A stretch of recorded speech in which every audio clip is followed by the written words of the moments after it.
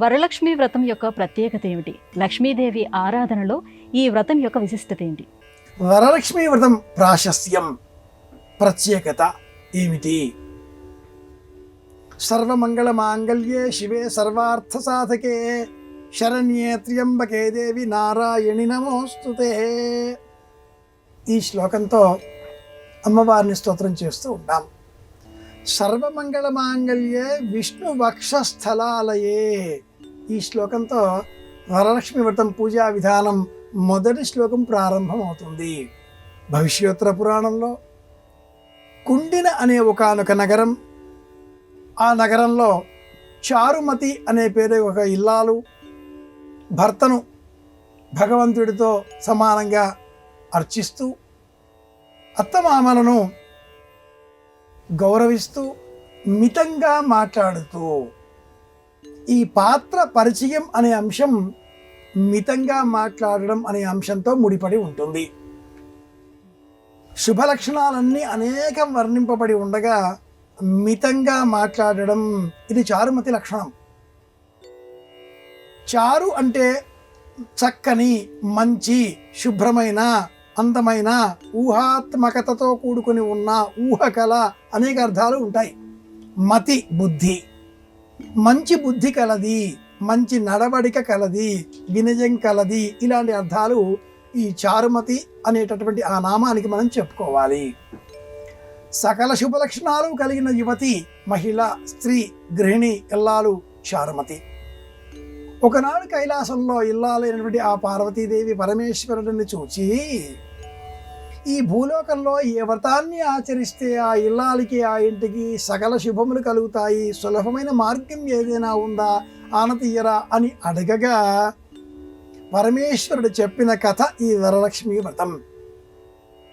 శుద్ధలక్ష్మీర్ మోక్షలక్ష్మీర్ జయలక్ష్మి సరస్వతి శ్రీర్లక్ష్మీర్ వరలక్ష్మీశ్చ ప్రసన్న మమ సర్వదా.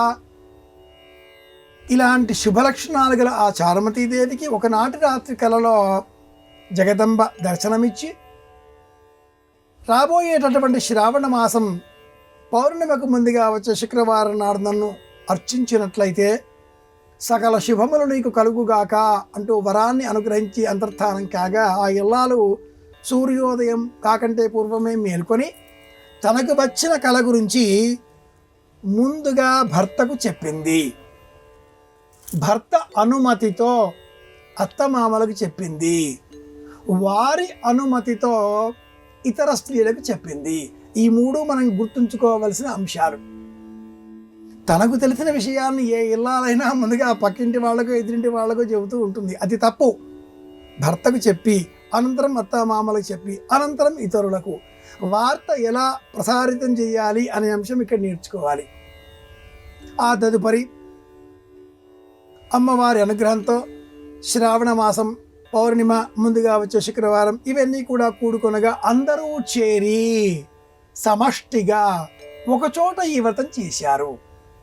ఎవరికి వారి విడిగా మాకు మాత్రమే అమ్మవారి విగ్రహం రావాలి కావాలి అని కోరుకుని విడివిడిగా కాకుండా సమష్టిగా, ఇది ముఖ్యం. ఇలా మనం గమనించినట్లయితే శ్రావణ మాసానికి పౌర్ణిమకు ఈ వ్రతానికి ఒక సంబంధం, ప్రత్యేకత ఉంది. శ్రీమన్నారాయణమూర్తి శ్రవణ నక్షత్ర మండలంలో మన దర్శనమిచ్చే పరమదైవం. స్వామివారి నక్షత్రం శ్రావణం. ఈ శ్రావణ మాసంలో మళ్ళీ పూర్ణ కళలతో లక్ష్మీదేవి అనుగ్రహం లభించేటటువంటి తిథి పౌర్ణిమ కనుక ఆ పౌర్ణిమకు ముందుగా వచ్చే శుక్రవారం. వారాధిపతి శుక్రుడు. ఇల్లు, ధనము, సంపద, ఆరోగ్యము, ఐశ్వర్యము, సమస్త శుభాలు అందించేటటువంటి గ్రహం శుక్రగ్రహం. శుక్రగ్రహాధిపత్యం గల వారం శుక్రవారం కనుక శ్రావణ మాసంలో పౌర్ణిమకు ముందుగా వచ్చే శుక్రవారం.